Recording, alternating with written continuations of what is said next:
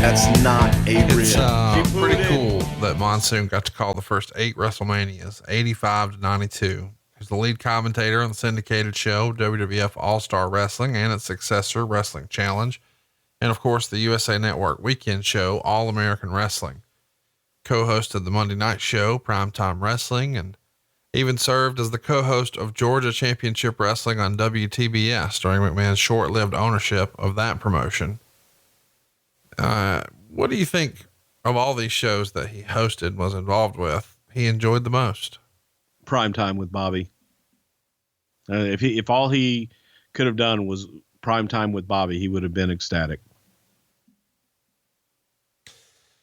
I loved all the gorilla isms, the winners and losers purse, jam packed to the rafters.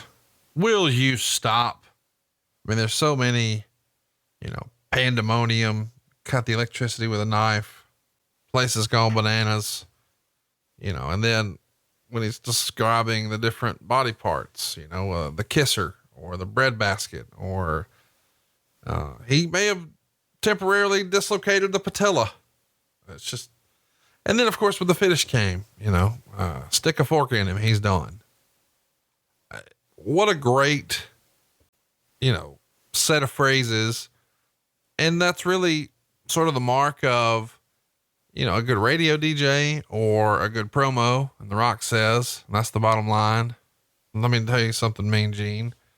You've got all those, and certainly JR has them a generation later.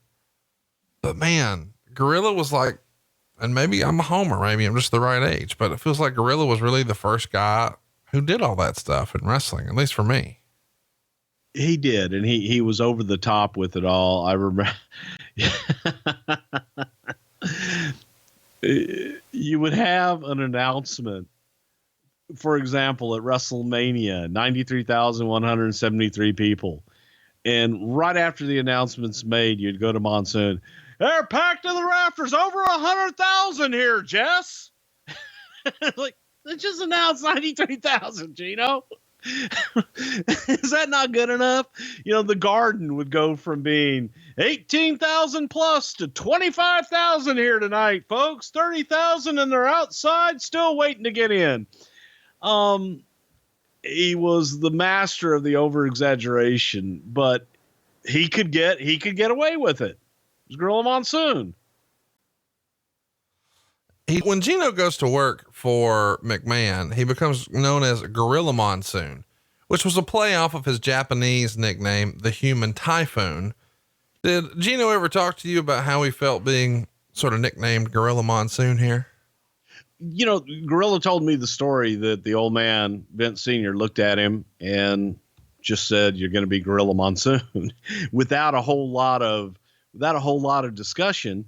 And Gino not really thinking that much of it. Just, this is how it is. He was still young in the wrestling business.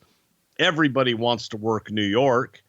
So it was like, okay, and he was the boss. So I'll be Gorilla Monsoon and I'll go out, and they encouraged him to grow a beard. But I don't think on his best day that Gino could have grown a mustache. So that's why you got in those early pictures, Monsoon had just this full beard, but no mustache, and to make him more gorilla-ish, if you will.